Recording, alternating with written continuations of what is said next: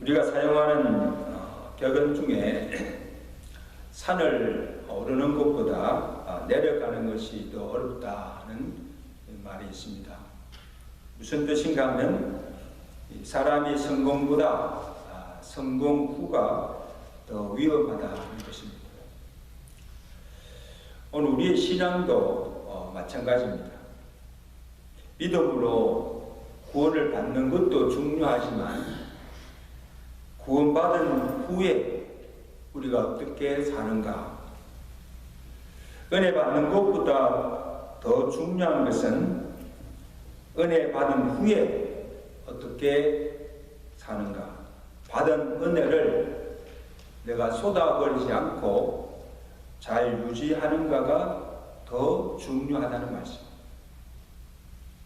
은혜 받고 그 은혜를 다 쏟아버리면 무슨 소용이 있습니까? 홍수 위에 노아가 먼저 하나님께 감사의 제단을 쌓고 새로운 삶을 시작하게 됩니다. 그래서 하나님께서 그들을 생육하고 번성하도록 축복하시고 이제 다시는 홍수로 그들을 세상을 심판하지 않을 것을 노아와 언약을 맺으시고 무지개로 그 언약의 증거로 삼으셨습니다. 하나님께서 특별한 은혜를 베푸신 거죠. 그런데 오늘 본문에 보면 참으로 은혜스럽지 못한 노아의 모습을 보게 됩니다. 노아가 방주에서 나와서 한 일이 농사를 지었는데 농장에 포도나무를 심었습니다. 그래서 수확 걸려서 그 포도 열매를 가지고는 포도주를 만들어서 취하도록 마시고는 술에 취해 장막 안에서 벌거벗은 채로 들어 누워 잤습니다. 참으로 보기에 민망한 모습이죠. 이를 본 이 노아의 세 아들들이 보고 함은 이런 아버지의 추한 모습을 보고는 드러내고서 밖에 나가 알렸습니다. 그런데 삼과 야벳은 아버지의 하체를 옷으로 가려 덮어주고 아무에게도 알리지 않았습니다. 자, 이 일로 인하여서 노아가 세 아들들에게 축복과 저주를 내리는 장면이 오늘 본문의 내용입니다. 그래서 우리는 이 노아의 실수를 통해서 하나님께서 우리에게 주시는 교훈이 무엇인가를 살펴보며 은혜를 나누기를 원합니다. 첫째로 죄가 다시 발생하였다는 것입니다. 하나님이 노아 시대의 죄로 간영함을 보시고 홍수로 세상을 다 심판하셨습니다. 창세기 6장 5절이죠. 여호와께서 사람의 죄악이 세상에 가득함과 그의 마음으로 생각하는 모든 계획이 악함을 보시고 지면에서 사람으로부터 가축과 기는 것과 공중의 새들까지도 다 멸하셨습니다. 그 심판 중에서도 노아는 하나님의 은혜를 입고 그와 그의 온 가정은 구원함을 받았습니다. 자, 하나님께서 홍수로 죄를 심판하였고 다 죽었지만 의인 노아가 살아남았다면 이제 더 이상 죄가 없어져야 하지 않습니까? 근데 사람들이 다시 죄를 짓기 시작하고 그로 인해서 다시 불행이 찾아오기 시작했다는 것입니다. 그래서 우리가 상상할 때 노아 홍수 이전과 홍수 이후의 세상이 달랐을 것이다. 왜냐하면 노아나 노아 가족들이 홍수 심판을 통해서 이 죄가 얼마나 무서운가. 하나님께서 진노하셔서 죄를 지으면 어떤 결과를 초래하는가를 눈으로 직접 목격하였습니다. 그래서 이전보다는 죄에 대한 더 경각심을 가지고 죄를 짓지 않으려고 부단하게 애를 쓰며 살았을 것입니다. 그런데 진작 죄가 누구로부터 시작됩니까? 당대 어인이었고 그 악한 세대 속에서도 경건하게 의롭게 삶으로 하나님께 특별한 은혜를 입었던 노아로부터 다시 죄가 발생하는 것을 보게 됩니다. 자, 이것을 보면 홍수로 세상을 심판하여도 여전히 이 죄의 본성이 뿌리채 없어지지 아니하고 사람들의 마음속에 남아있어 여전히 죄를 지을 수가 있다는 거예요. 죄가 없어진 것이 아니에요. 여러분, 성경이 왜 그렇게 참 덕스리지 못하고 포도주를 마셔 실에 치여 벌거벗어 누워있는 이 노아의 수치를 그냥 드러냅니까? 뭐 때문에? 당대 의인으로 늘 하나님과 동행하며 의롭게 살았던 이 노아가 이런 실수를 한다면 하물며 우리는 어떠한가를 보라는 거예요. 지은 죄 때문에 징계를 받고 고난도 받고 그리고는 정신을 차리고 이제 내가 다시는 죄를 짓지 않겠다고 결심하고 결심하지만 또 실수하고 넘어지고 죄를 짓고 있지 않는가 하는 것입니다. 이것이 우리의 연약함입니다. 이 연약함을 알라는 것이죠. 예수님께서 만일 내 손이나 내 발이나 너를 범죄하게 하거든 어떻게 합니까? 찍어내버리라. 만일 내 눈이 너를 범죄하거든 그 눈도 빼버리라. 정말 옳은 말씀이죠. 그런데 이 말씀은 죄를 지은 채 온전한 마음으로 지옥불에 던져지는 것보다는 차라리 손이 없고 발이 없고 눈이 없더라도 불구의 몸이라도 어디 천국에 들어가는 것이 더 낫다는 거예요. 죄를 짓기 위해 짓지 않기 위해 내가 다시는 죄짓지 않기 위해 손을 잘라버리고 발을 잘라버리고 눈을 빼버리는 그런 결단을 해야 한다는 거예요. 그러나 나로 죄짓게 하는 것이 손이 아니고 발이 아니고 육체가 아니라는 거예요. 우리의 마음이라는 거예요.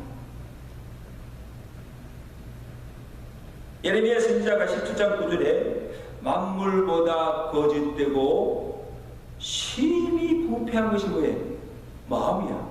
그럼 모든 죄가 이 마음으로부터 시작돼요. 아담의 원죄로 이 거짓되고 심히 전적으로 부패된 이 인간의 이 본성이 새로 거듭나지 않는 한은 사람이 죄에서 결코 자유할 수가 없다는 거예요. 아무리 결심하고 잘라내고 해도 안 된다는 거예요.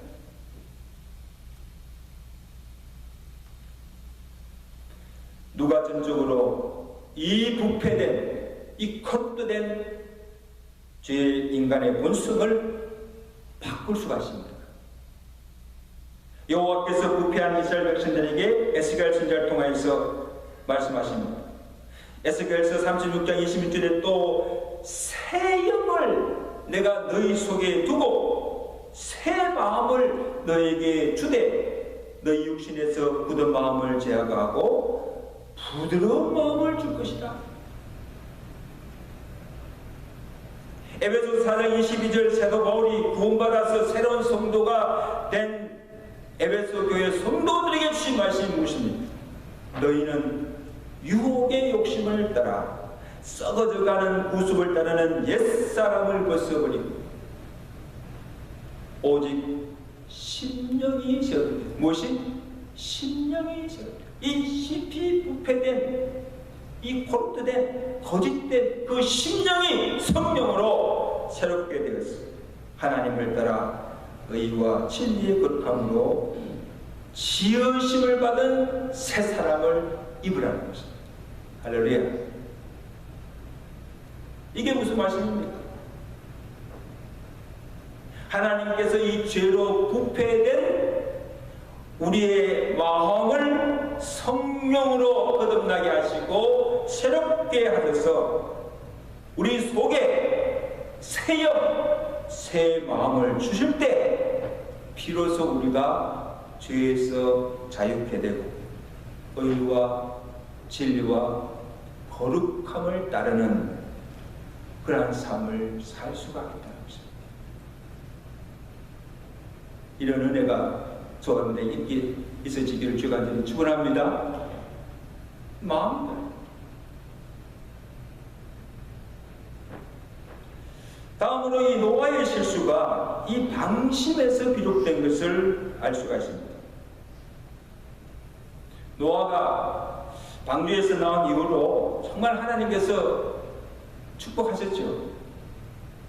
하던 농사도 잘 되게 하시고 생활도 부유하게 하시고 자식들도 잘 자라고 그를 괴롭히거나 대적하는 자들도 없고 사방에 평안을 누리며 살도록 하나님께서 축복해 주셨어요.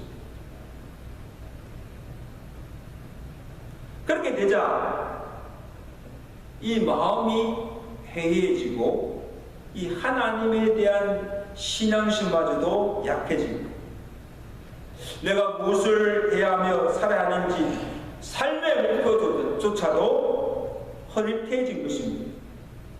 이 방주를 지을 때는 그래도 분명한 삶의 목표가 있었습니다. 주변에 대적하는 사람들, 그 악한 세대 속에 어렵고 살고 다니니까 얼마나 사람들의 유혹이 많았겠습니까?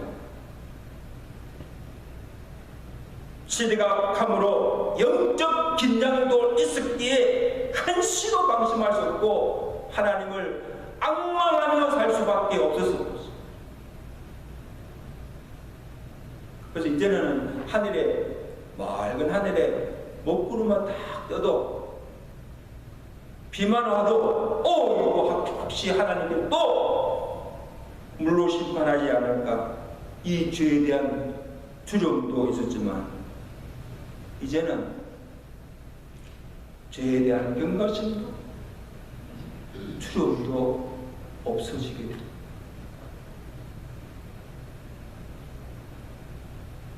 여러분 보세요. 사람들이 대개 언제 실수하고 넘어지는가 하면 모든 일이 잘 되고 평안할 때. 이상하죠? 이 다윗을 보아도 이 다윗이 그가 막 사울에게 쫓겨다니고 막 위험한 일을 당하고 그리고 그 대적들이 막 음습할 때는 이 다윗이 늘 긴장 속에서 하나님을 앙망함으로 모든 어려움을 하나님을 의지함으로 믿음으로 극복해 나갔습니다. 자, 그런데 그가 잃었던 다시 왕위를 회복하고 왕의 자리에 오르고 나라가 평안하고 성승장구하여 나갈 때에 이 다윗의 마음이 해이해지고 방심하다가 결국 어떻게 됩니까? 정욕에 이기지 못하고 이 밧세바를 취하고 또 그것을 은폐하기 위해서 우리아를 죽이는 죄까지 범하게 되는 것을 우리가 볼 수가 있습니다. 그래서 데살로니가전서 5장 2절에 보면 그들이 평안하다 안전하다 할 그때에 주의 날이 도둑같이 이르니 항상 왜? 깨어있으라.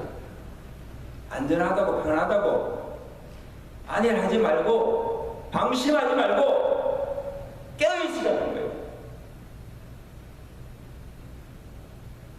대전서 5장 8절에는 건신하라 깨어라. 너희 대적마귀가 우는 사자같이 두루다니며 삼킬자를 두루 찾고 있다는 것을 알고 항상 깨어있으라. 형통할 때도 부유할 때도 평안할 때도 언제 어느 때 이 마귀가 우리를 넘어뜨리게 할지 모르니까 깨어있으라. 이 말은 뭡니까? 우리가 평안할 때일수록 영적 이 긴장감을 늦추지 마시고 방심하지 말고 항상 건신하여 깨어 있으라는 것입니다. 노아도 이런 실수를 하였다면 우리 또한 경계하지 않을 수가 없습니다. 아멘. 넘어지지 않도록 조심하며 살아가시는 저의 삶이 되시기를 주간일이 축원합니다. 그 다음 살펴볼 것은 이 노아의 실수를 본 이 세 아들들이 어떻게 반응하는가에 따라서 축복과 저주가 임하게 되는 것을 보게 됩니다. 자, 먼저 22절에 함을 보겠습니다. 함은 어떻게 합니까? 가나안의 아버지 함이 그의 아버지 아처를 보고 밖으로 나아가서 그의 두 형제에게 뭐에? 알림에, 그냥 알렸다는 게 아니고 막 조롱하며 알린 거예요.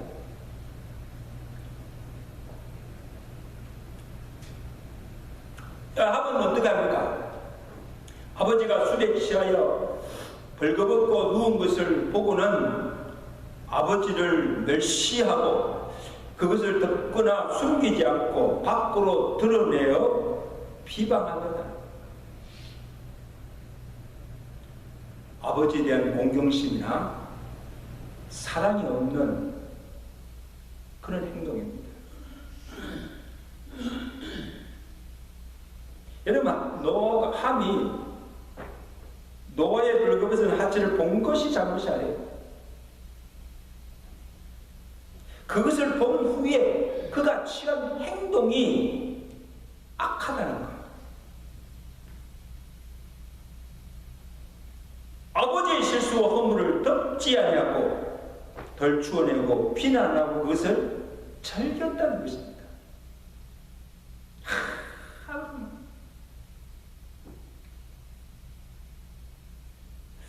여러분, 오늘 우리 주변에도 보면 이런 사람들이 있어요.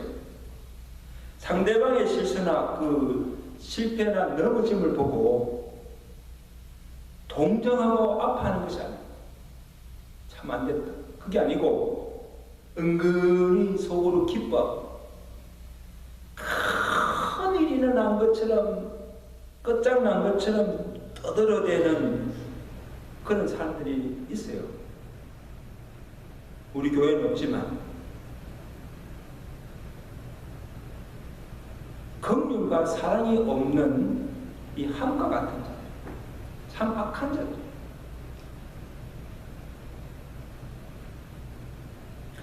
그처럼 이 세상에서 가장 볼성사난 꼴이 무엇인 줄 아세요?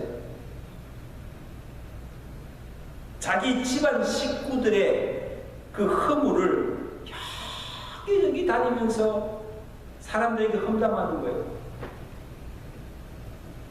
자식이 아버지를, 우리 아버지는 뜯어줬고, 아내가 남편을, 시어머니가 며느리를, 며느리가 시어머니 흉을 보고 떠돌아다니는 꼴. 참 볼성사나. 성도들 중에는 자기 교회와 목사, 성도들의 흉을 보고 우리 교회는 이러니, 우리 목사는 이러니, 우리 교회는 어느 장로들이 그냥 신이 나가지고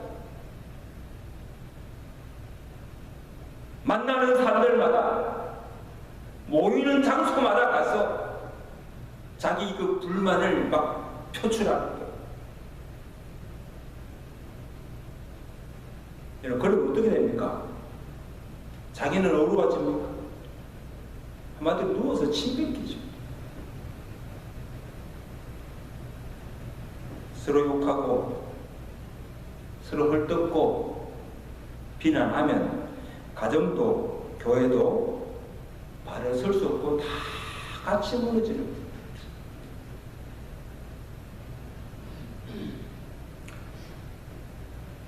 자, 반면에 셈과 야벳은 어떻게 합니까? 23절 보시죠. 23절. 셈과 야벳이 옷을 가져다가 자기들의 어깨에 메고 뒷걸음을 쳐서 들어가서 그들의 아버지의 하체를 덮었습니다. 그들이 얼굴을 돌이키고 그들의 아버지의 하체를 보지 아니하였더라. 완전히 함과 완전 대조적인 행동이죠. 셈과 함의 야벳이 직접 보지는 않지만 함으로부터 아버지의 수치한 행동을 듣고는 어떻게 합니까? 장막 안에 들어가서 자기들이 가져온 그 옷으로 아버지의 벌겋 하체를 가리고 덮어줍니다.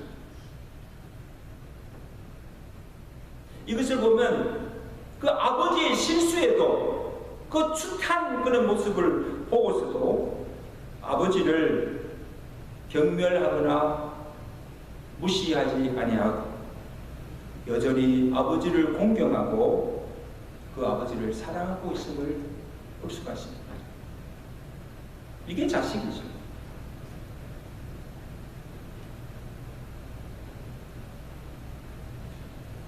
자문에 참 귀한 말씀이죠. 10장 12절 보면 미움은 다툼을 일으켜도 사랑은 모든 허물을 덮느니라.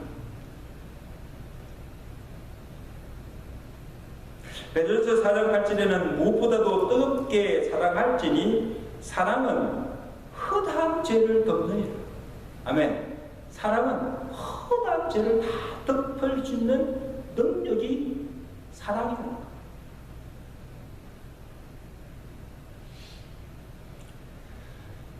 여러분, 사람에게 참 실수나 허물이 없는 사람이 어디 있습니까? 아무리 믿음이 있다고 하는 자라 할지라도 그도 잘못하고 실족하고 넘어지고 범죄할 때가 있어요. 그래서 남의 실수나 범죄함을 보고 셈과 야벳처럼 우리는 그것을 사랑으로 덮어지고 나도 혹시 실수하지 않을까? 나도 혹시 범죄하지 않을까? 두려워하며 그것을 경계로 삼아야 하는 것입니다. 아멘. 이제 노아가 술에서 깨어 일어나 정신을 차리고 이제 본연의 모습으로 돌아와 아들들이 행한 대로 축복과 저주를 내립니다. 우리 24절 한번 보십시오. 24절. 노아가 술이 깨어 그 작은 아들이 자기에게 행한 일을 알고 이에 가로되 가나안은 저주를 받아 그 형제의 종의 되기를. 자, 노아가 술이 깨어 세 아들들이 행한 일을 듣고 알게 되었습니다. 그리고는 아버지의 그 수치를 드러내고 비난을 한 함에게 저주를 냅니다. 가나안은 저주를 받아 그 형제의 종의 되기를 원하더라. 함이 아니라 누가? 가나안이 저주를 받았어. 이 가나안은 누구예요? 함의 아들이에요. 왜 아버지 함이 잘못했는데 가나안 그의 아들이 저주를 받습니까? 일간에는 가나안이 아버지와 함께 그 할아버지의 노아의 수치를 드러내고 같이 비난했기 때문이라 그렇게 이야기하는 사람들도 있습니다. 아무튼 그 함의 그 아버지의 부덕한 성향이 그의 자식에게도 그대로 전가되어서 그의 후손들에게도 나타나는 것을 보게 됩니다. 그 이스라엘 역사를 보면 실제로 노아의 그 예언대로 가나안은 저주를 받아서 800년이 지난 후에 이스라엘에게서 나라를 빼앗기고 종이 되는 것을 보게 됩니다. 노아의 그 저주가 그대로 역사적으로 일어난 것을 볼 수가 있습니다. 자, 그 다음 노아는 셈과 야벳에 대해서 축복합니다. 26절, 27절입니다. 또 가로되 셈의 하나님 여호와를 찬송하리로다. 가나안은 셈의 종이 되고 하나님이 야벳을 창대케 하사 셈의 장막에 거하게 하시고 가나안을 그의 종이 되게 하시기를 원하노라 하였더라. 놀라운 축복을 받게 됩니다. 하나님이 장차 셈의 후손을 통해 놀라운 일을 행하실 것입니다.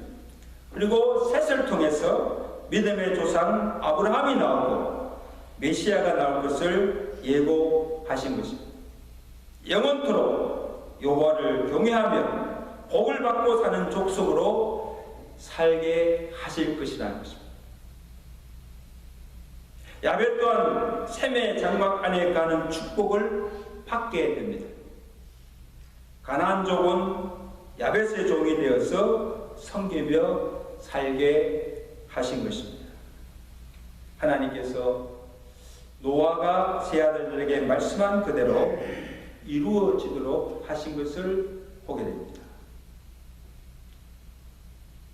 그 후에 노아가 어떻게 살았는지는 구체적으로 알 수가 없습니다. 본문에 보니 홍수 후에 노아가 350년을 더 살고 950세에 죽었다 기록하고 있습니다. 350년 동안에 포도주에 취해서 벌거벗고 잔 일 외에 어떤 선행도 하나님을 위해 무엇을 했다는 기록이 없고 그냥 950세에 죽었다 기록하고 있습니다. 이제 말씀했습니다. 상성도 여러분, 죽어서 관 뚜껑을 덮기 전에는 아무도 장담할 수가 없다. 어떤 의인도, 어떤 성자도, 어떤 믿음 있는 자라도 죄를 이길 자가 없다는 것입니다. 다른 사람의 실수나 죄를 보고 경각심을 가져야 합니다. 다른 사람의 허물을 보고 비난하지 말고 그것을 사랑으로 덮어주고 용납해 주는 삶을 살아갑니다. 셈과 야벳처럼 하나님께 복을 받아서 창대케 되는 복을 누리며 살아가시는 저와 여러분 되시기를 주의 간절히 축원합니다.